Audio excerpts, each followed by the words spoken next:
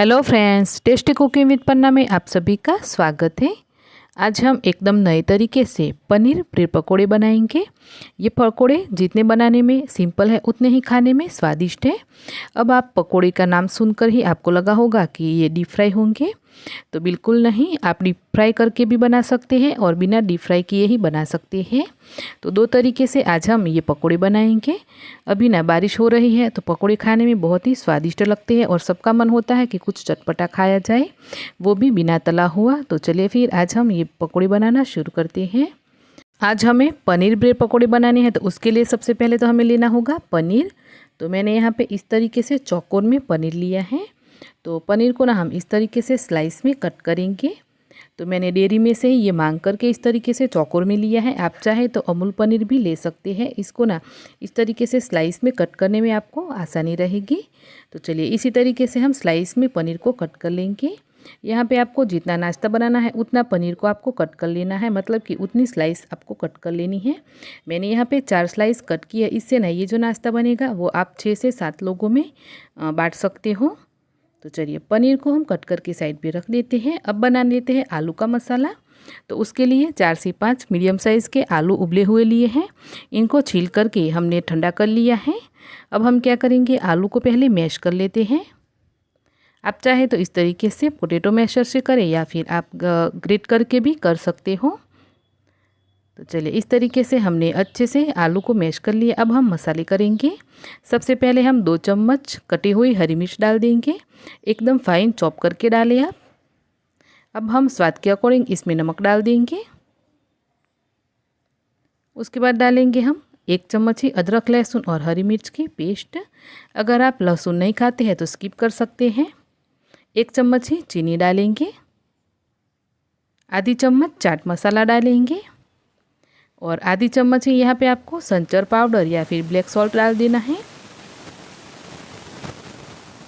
आधी चम्मच ही हम डालेंगे सौंफ। तो यहाँ पे सौंफ का फ्लेवर बहुत ही बढ़िया आता है, तो आप हो तो ज़रूर से डालिएगा फ्रेंड्स। अब हम 1 चम्मच भर करके इसमें गरम मसाला डालेंगे। जो स्पेशल सब्जी मसाला आता है बस वही लिया है। आधा नींबू का रस डाल देंगे। तो चीनी और नींबू का रस आप आलू के मसाले में ज़रूर से डालें, इसी से ही ये मसाला चटपटा बनेगा। आधी चम्मच लाल मिर्ची पाउडर और आधी चम्मच हल्दी पाउडर डाल देंगे। साथ में ही हम डालेंगे खूब सारा हरा धनिया। तो हरा धनिया की मैंने पत्तियां ही कट करके ली है। अब हम लेंगे आधी चम्मच ही अजवाइन। तो अजवाइन को इस तरीके से हाथ में क्रश करके डालेंगे ताकि फ्लेवर अच्छे से आए। आलू का मसाला है तो डाइजेशन में भी हमें आसानी रहेगी। तो चलिए इतने सारे मसाले हम कर देंगे और इसके बाद ना सारे मसालों को अच्छे से एक बार और मिक्स करेंगे। चलिए फिर यहाँ पे हमारा आलू का चटपटा सा मसाला बन करके तैयार है। एकदम सिंपल तरीके से बनता है, खाने में उतना ही ये स्वादिष्ट लगता है फ्रेंड्स। तो आप ना ये मसाला बना करके ऐसे चख भी सकते हो। तो चलिए एकदम चटपटा सा हमारा मसाला बन करके तैयार है। अब बढ़ते हैं हम आगे। अब हम नाश्ते के लिए हरी चटनी बनाएंगे। मिक्सी का जार लेंगे, इसके अंदर 4 से 5 हरी मिर्चें डालेंगे। खूब सारा हरा धनिया लेंगे। तो धनिया को मैंने पानी से धो करके इस तरीके से डंठल के साथ ही ले लिया है। इसी के साथ हम थोड़े से कड़ी पत्ता लेंगे। आपके पास फ्रेश पुदीना है तो आप ले सकते हैं। आधा नींबू का रस इसमें डाल देंगे और चटनी के टेस्ट के अकॉर्डिंग हम इसमें नमक भी डालेंगे।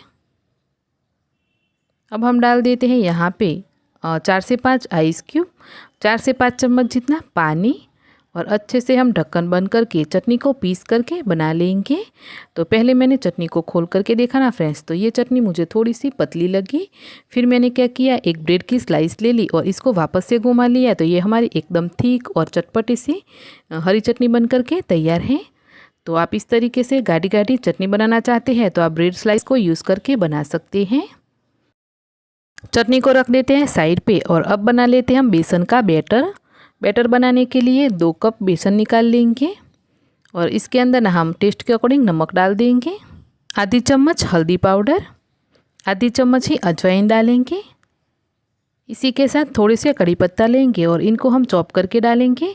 इसकी जगह पे आप हरा धनिया भी डाल सकते हैं या फिर पुदीना हो तो पुदीना भी ले सकते हो।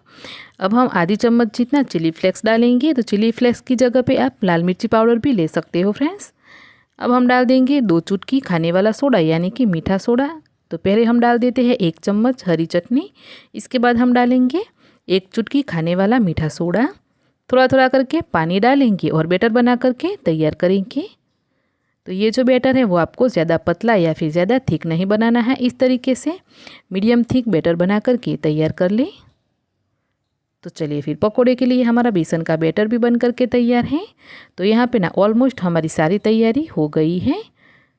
तो चलिए यहाँ पे हमारा आलू मसाला बन गया है। इसी के साथ हमारी चटपटी सी हरी चटनी, ब्रेड की स्लाइस कट करके तैयार है और ये बैटर भी बन गया है। अब बढ़ते हैं हम आगे। अब मीडियम फ्लेम पे तेल को गर्म होने के लिए रख देते हैं और अब ले लेते हैं हम ब्रेड की स्लाइसेस। तो यहाँ पे हमने 4 पनीर की स्लाइस कट की है, उसके हिसाब से 8 हमें ब्रेड की स्लाइस लेनी है। तो पहले हम 4 ले लेते हैं और 4 के ऊपर हम या हरी चटनी लगाएंगे और 4 के ऊपर ही हम टोमेटो केचप लगाएंगे। आप चाहे तो सारी ब्रेड के ऊपर चटनी या फिर सारी ब्रेड के ऊपर टोमेटो केचप भी लगा सकते हैं। इस तरीके से तैयार करने के बाद अब हम आलू का मसाला डालेंगे। तो सारी स्लाइस के ऊपर हमें आलू का मसाला डाल देना है। तो आलू का मसाला आपको जितना भी कम ज़्यादा पसंद है उस हिसाब से आपको ये सारी स्लाइस तैयार करके इस तरीके से रख लेनी है। तो मैंने इस तरीके से ना 8 ही स्लाइस के ऊपर ये आलू का मसाला फैला लिया है। अब हम क्या करेंगे, इस तरीके से जो हमने पनीर की स्लाइस कट की है वो रख देंगे। पनीर की हमने 4 स्लाइस निकाली थी, तो चारों ही ब्रेड के ऊपर हम ऐसे रख देंगे और बाकी की जो ये 4 ब्रेड हैं उनको हम इस तरीके से उल्टा रख देंगे। मतलब कि हमें इसको ना सैंडविच की तरह पहले तैयार कर लेना है। इस तरीके से हमें 4 सैंडविच बना करके तैयार कर लेने हैं। फिर उसके बाद हमें जो सैंडविच बनाए हैं उसको एक सैंडविच को लेना है और इसको ना इस तरीके से बीच में से ऐसे ही कट कर लेना है। तो ऐसे ही करके हमें सारे सैंडविच को पहले कट करके तैयार कर लेना है। तो आप देख सकते हो सैंडविच भी कितना बढ़िया दिख रहा है। अब हम क्या करेंगे, ये सैंडविच को लेंगे। तब तक ना यहाँ पे तेल भी गर्म हो गया है। तो हमने जो बैटर बनाया है इसके अंदर हम इसको ना इस तरीके से डिप करेंगे। इस तरीके से अच्छे से चारों तरफ से बेसन को लगा लेना है और इसको ना हमें गर्मा गर्म तेल के अंदर रख लेना है। अब हमें अलट पलट करते हुए ये पकोड़ा अच्छे से फ्राई कर लेना है। तो ऊपर की सतह है वो एकदम क्रिस्पी हो जाए तब तक हमें इसको फ्राई कर लेना है। तो आधे पनीर ब्रेड पकोड़े हमने इस तरीके से फ्राई करके बनाए हैं और आधे हम बिना फ्राई किए ही बनाने वाले हैं। तो चलिए आधे हम इस तरीके से फ्राई करके बना लेते हैं। उसके बाद अब बनाते हैं हम बिना फ्राई किए हुए पकोड़े। तो बिना फ्राई किए हुए पकोड़े बनाने के लिए सबसे पहले हम क्या करेंगे, एक पैन लेंगे, इसके अंदर 2 चम्मच तेल डालेंगे। तेल थोड़ा सा गर्म हो जाएगा, उसके बाद हमें वही प्रोसेस है उसको रिपीट करना है। अच्छे से इसको बैटर में डिप करना है और इसके अंदर रख देना है। एक तरफ से अच्छे से ये पकोड़ा सिक जाए तो हम पलट करके इसको ना दूसरी साइड से सेकेंगे।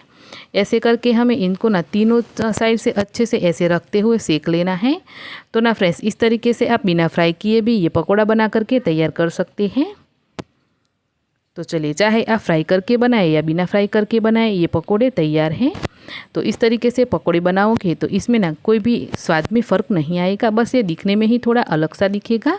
ये पकोड़ा है, इसको हमने बिना फ्राई किए ही बनाया है सेक करके, और ये जो पकोड़े हैं इनको हमने फ्राई करके बनाया है। तो टेस्ट में फ्रेंड्स कोई भी फ़र्क नहीं आता है इन पकोड़ों में, बस ये दिखने में ही थोड़े अलग से दिखते हैं। तो चलिए पकोड़ों को हम सर्व करते हैं। तो इस तरीके से बीच में से एक कट लगा करके इसको सर्व करेंगे। तो मैंने ना आज ये पकोड़े हैं इनको टोमेटो केचप के साथ सर्व किया है, आप चाय के साथ भी सर्व कर सकते हैं। तो चलिए फिर यहाँ पे हमारे फ्राई किए हुए या नॉन फ्राई पनीर के पकोड़े बन करके तैयार हैं। तो आप भी इस तरीके से पनीर ब्रेड पकोड़े बना करके ज़रूर से ट्राई कीजिएगा। बारिश के सीज़न में आपको खाने में बहुत ही मज़ा आने वाला है। तो आपको ये रेसिपी कैसी लगी मुझे कमेंट करके ज़रूर से बताना। और हाँ, आपको ये रेसिपी थोड़ी सी भी पसंद आई है तो वीडियो को लाइक शेयर करके चैनल को ज़रूर से सब्सक्राइब करें। मिलते हैं नई रेसिपी के साथ, तब तक के लिए बाय बाय।